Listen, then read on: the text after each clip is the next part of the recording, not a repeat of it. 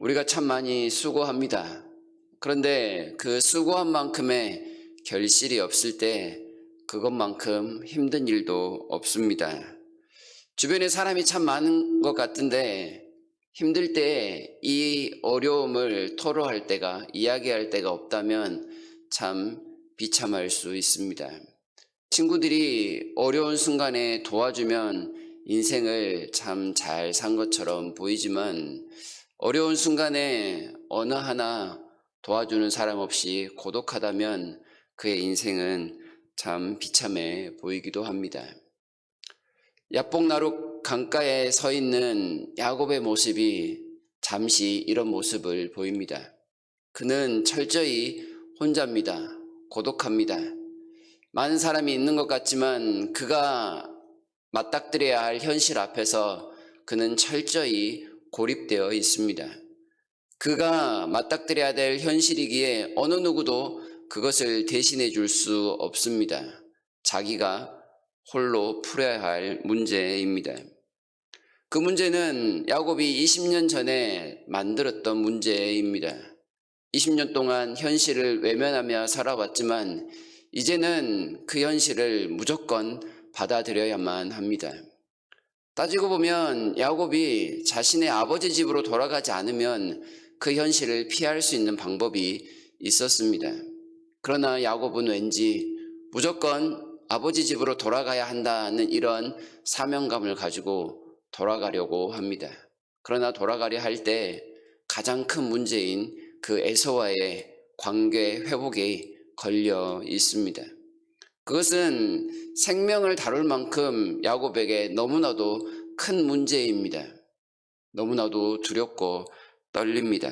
그렇지만 그 문제 앞에 섰습니다. 그래서 기도했습니다.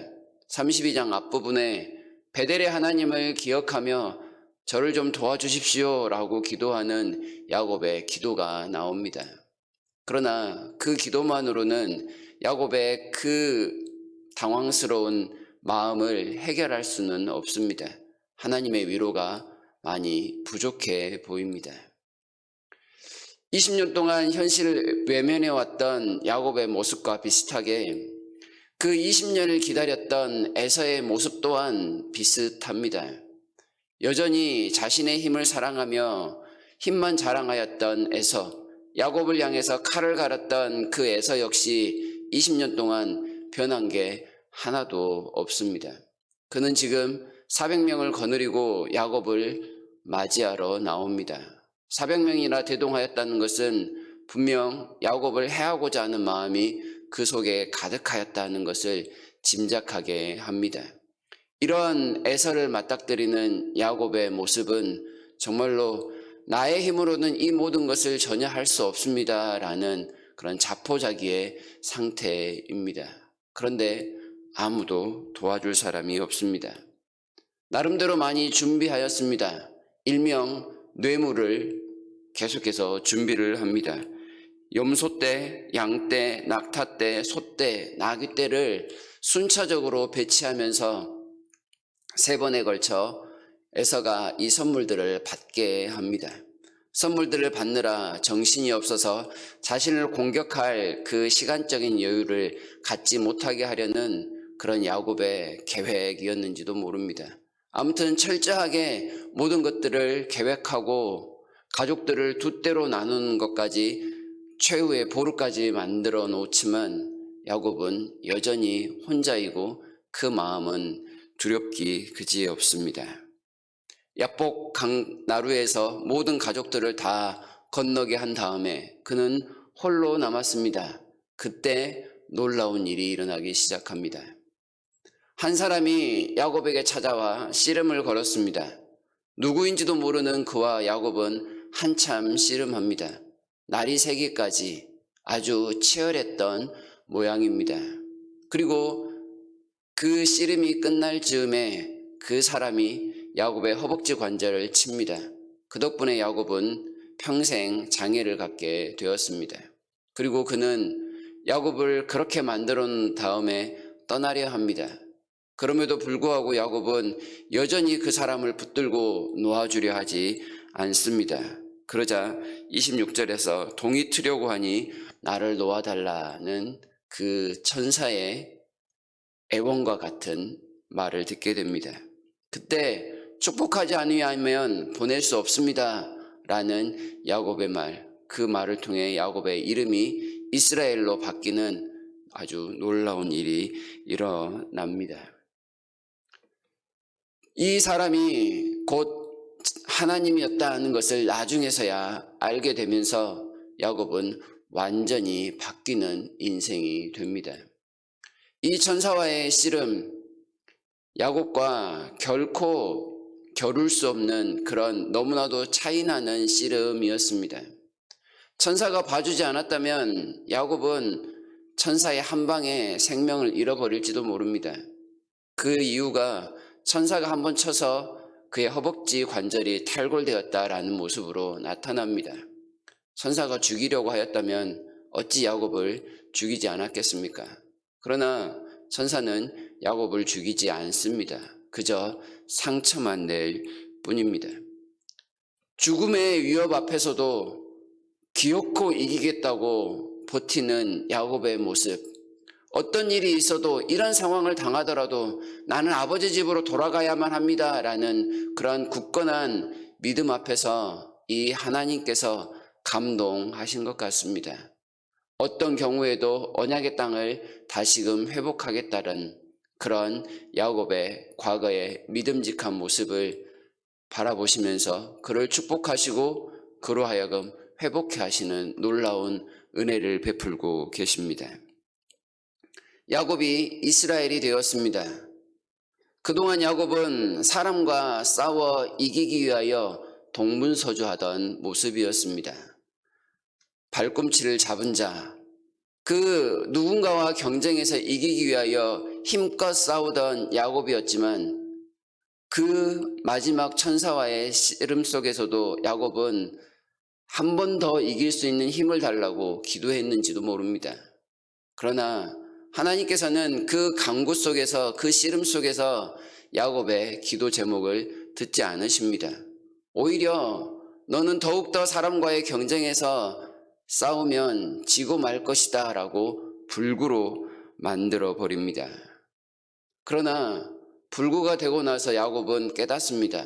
이제는 내가 에서를 이길 수 있다 라고 말입니다. 자신의 힘이 완전히 다 빠진 상태에서 야곱은 이제서야 자신의 가장 큰 문제인 에서의 문제를 해결합니다. 그것은 자신의 힘으로가 아니라 하나님의 힘으로 가능하다는 깨달음입니다. 33장에 가면 야곱의 태도가 확 바뀝니다. 늘 가족들 뒤에 숨어 있었던 야곱이 이제는 가장 먼저 제일 앞서 나아가 가족들을 이끌며 에서를 맞이하기 때문에 그렇습니다. 아마 동이 트고 나서 절뚝거리는 모습으로 야곱은 자신의 가족들 소유 곁으로 왔을 것입니다. 절뚝거리지만 건강을 하룻밤 사이에 잃어버렸지만 야곱은 이제 완전한 영적인 건강을 회복한 그런 밝은 모습이었을 것입니다. 더 이상 나는 하나님과 사람과 씨름하지 않아도 돼 라는 확신 속에 걸어왔습니다. 사람과 경쟁하는 것이 아니라 이제는 하나님과 겨루어 이겼으니 모든 문제를 하나님과 상의하면, 하나님께 도움을 구하면 얻을 수 있다는 확신입니다. 하나님과 겨루어 이긴 자, 하나님께 간구하면 하나님께서 주시지 못할 것이 없다는 사실을 분명히 깨달은 깨달음입니다. 그리고 그는 이름이 바뀌었습니다. 이스라엘. 더 이상 야곱이 아니라 새로운 신분을 간직하게 되었다라는 겁니다. 사기치며 이기기 위해 힘쓰던 자가 아니라 이제는 하나님을 통하여 자신의 모든 것을 얻어내는 존귀한 자가 되었다라는 것을 분명히 알게 됩니다.